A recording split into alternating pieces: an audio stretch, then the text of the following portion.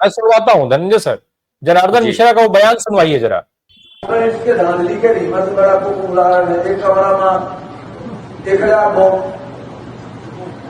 एक कमरा में 1,000 वोट श्रीनिवास तिवारी के राज्य में, एक कमरा में 1,000 वोट मनिगमा में निकले थे 11 से वोट। हम मन की जांच करने वाले हैं।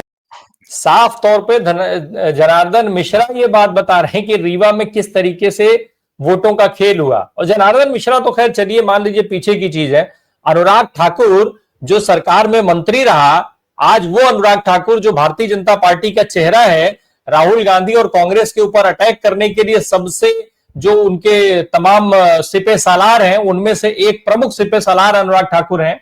और वो अनुराग ठाकुर आकर के 5-5 6-6 कॉन्स्टिट्यूंसीज की बात करके जाते हैं, वो साबित करते हैं कि वोटों में गड़बड़ी है। अब और बचा क्या है सरकार के पास, बचा क्या है चुनाव आयोग के पास, नरेंद्र सर? इसके अलावा जो सीएसडीएस के संजय कुमार हैं, उन्होंने भी कहा, महाराष्ट्र के 2 विधानसभा क्षेत्र के बारे में बताया जहां पे 47 से 48% वोट जो है बढ़ गए लोकसभा और विधानसभा के बीच में। तो राहुल गांधी जो कह रहे हैं 1 करोड़ वोट बढ़ गए, उसको सब मिलकर के सही बता रहे हैं। फिर देखिए बिहार में जो एसआईआर हुआ, एसआईआर में भी क्या दिखाई पड़ा? एसआईआर में 2 महत्वपूर्ण चीजें हैं। एक तो ये है कि आपकी जो भूमिका है, आपकी भूमिका है कि आप वोट जोड़ने का काम करते हैं। इसलिए वोट जोड़ने का फॉर्म तो है, पता बदलने का फॉर्म है, लेकिन आपका नाम कट जाए तो फिर वोट कैसे आपको मिलेगा, उसका फॉर्म नहीं है। जो फॉर्म नंबर 6 कह रहे हैं कि जिनका नाम कट गया है वोटर लिस्ट से, वो फॉर्म नंबर 6 भरें। फॉर्म नंबर 6 जो है नए मतदाता के लिए, जो पहली बार मतदाता बन रहा है, उसके लिए फॉर्म नंबर 6 है। लेकिन अगर मैं पिछले 20 सालों से चुनाव में वोट दे रहा हूं, विधानसभा चुनाव, लोकसभा चुनाव, और अब मेरा नाम निकाल दिया गया ड्राफ्ट में, चूंकि एसआईआर चल रहा है, और अब जब मेरा नाम निकल गया, अब मेरा नाम जुड़वाने के लिए मुझे फॉर्म नंबर 6 भरना पड़ेगा, यानी नया वोटर बनना पड़ेगा मुझे। तो पिछला 20 साल जो मैं था वो कहाँ गया? या तो मुझे वही नंबर दीजिए कि भैया हाँ आपको वही नंबर जो पहला था वो कंटिन्यू कर देंगे, वो नहीं कर रहे, आप कह रहे हो नया नंबर दोगे, तो ये भी बेईमानी है। फिर देखिए कि जिस तरीके का हमारा समाज है, समाज मतलब जिस तरह का हमारा समाज है और हमारा सिस्टम, हमारा समाज क्या है? हमारे समाज में चोरी करना जो है अब धीरे धीरे, घूस लेना, रिश्वत लेना, ये सब एक्सेप्ट हो गया है। पहले तो खाली दहेज लेते थे लोग, अब रिश्वत भी खुलेआम लेते हैं। अभी एक वीडियो देखिए वायरल हो रहा है एक एसडीएम का, एसडीएम के ऑफिस में एसडीएम साहब बैठे हुए हैं, पीछे से सीसीटीवी लगा हुआ है, लोग 2-3 लोग थे, 2 लोग उठ के जाते हैं, फिर एक तीसरा आदमी उठता है और उनके ड्रॉर में खोल करके नोटों की गड्डी रख देता है। फिर वो ड्रॉर से बाद में से उसके जाने के हम्म बाद हम्म हम्म साहब निकाल लेते हैं।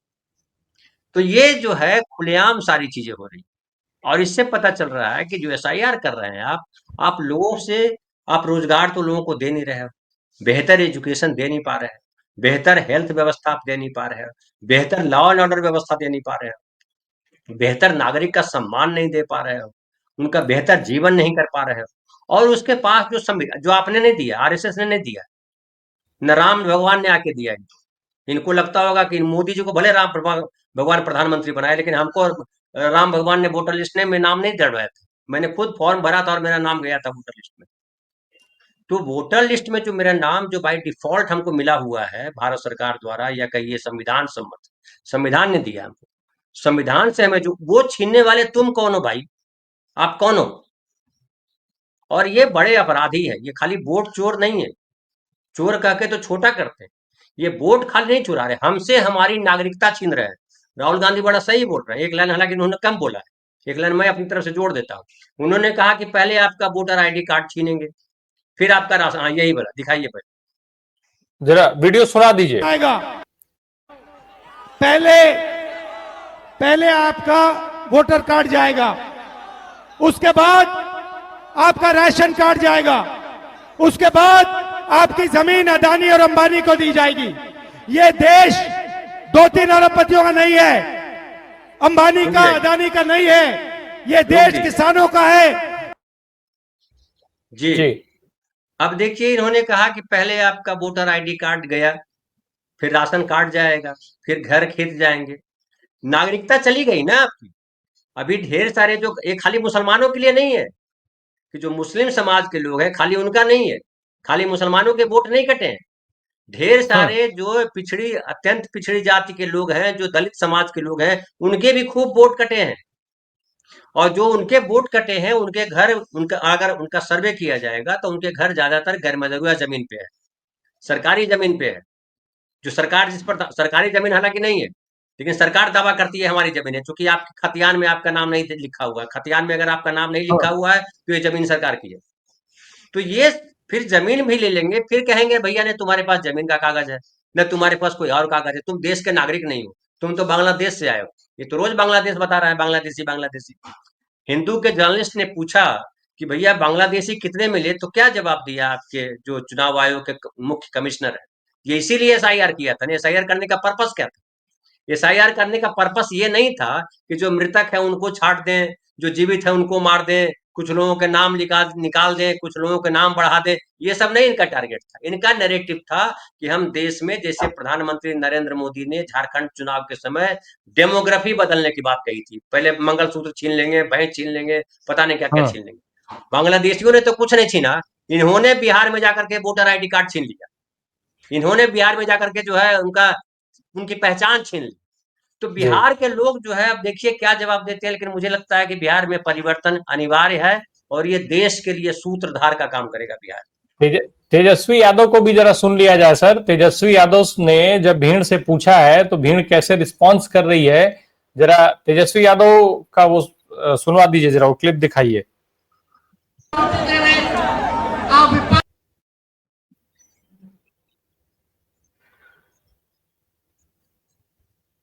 आप राहुल गांधी जी को चुनौती दे रहे हैं, नहीं, कुछ एरर आ रहा है। विपक्ष के लोगों को चुनौती दे रहे हैं। नहीं, एक और मैं बताऊं कि तेजस्वी यादव जिस भाषा में बात कर रहे हैं, वो अनुराग ठाकुर को उसी भाषा में जवाब दे रहे हैं। अभी तक ये था कि कांग्रेस के लोग बीजेपी के जो जंट नेता है, उसको हमारे यहाँ लंठ बोलते हैं, जो लंठ नेता है उनकी भाषा में जो बोला करते थे, अमित शाह जी की जो भाषा है, जो आदित्यनाथ की जो भाषा है, जो अनुराग ठाकुर की भाषा है, जो निशिकांत दुबे की भाषा है, जो गिरिराज सिंह की भाषा है, उसी भाषा में अब तेजस्वी यादव जवाब देने लगे। खाली तेजस्वी यादव जवाब नहीं देंगे, अभी देखिएगा बहुत नेता आएंगे, आप जिस भाषा में बोलिएगा उससे 1 इंच बढ़ा करके ये बोलेंगे, क्योंकि देश के नागरिकों को इन्होंने यही भाषा समझाई। एक और मैं लास्ट बोल के खत्म करूं, अभी एक बड़ा बढ़िया वीडियो वायरल हो रहा है। रिपोर्टर ने पूछा कि आप किसके सपोर्टर हो, एक लड़के से, कई सारे लोग हैं, बोला हम तो सपोर्टर राहुल गांधी के हैं जी। तो बोला राहुल गांधी का भाषण सुनते हो? बोला वो राजनीति की बात है, छोड़िए, हम एंटरटेनमेंट के लिए मोदी जी का भाषण सुनते हैं। अब ये लोग कह रहे हैं। तो मतलब पूरा का पूरा सिनेरियो जो था, जो पहले नैरेटिव गढ़ते थे Narendra Modi, Amit Shah, BJP, RSS, gutter media, अब वो नैरेटिव गढ़ रहे हैं राहुल गांधी, सोशल मीडिया और देश की जनता। जी।